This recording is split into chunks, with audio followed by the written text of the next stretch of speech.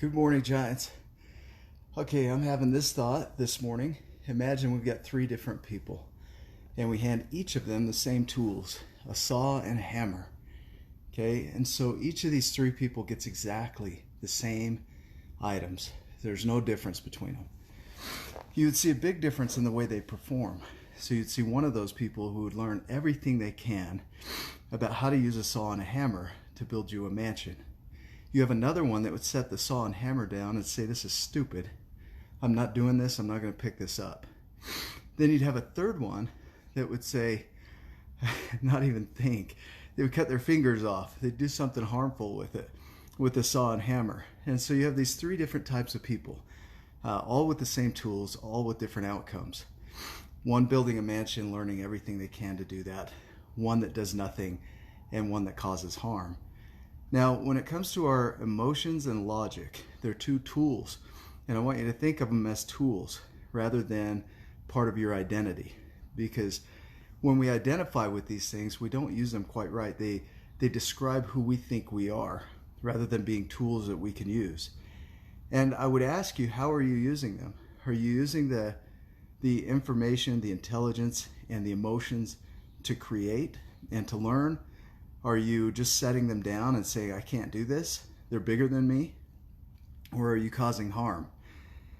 And so, I'm sorry, I'm winded. I was working out and can't catch my breath, but here we are.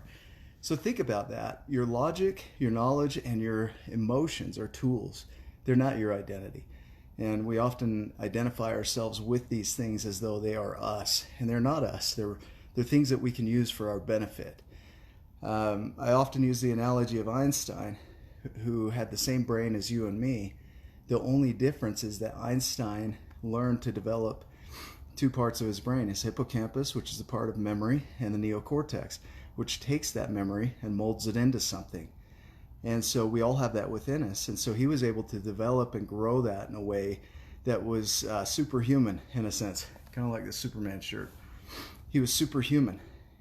But it wasn't just handed to him, he had to develop it.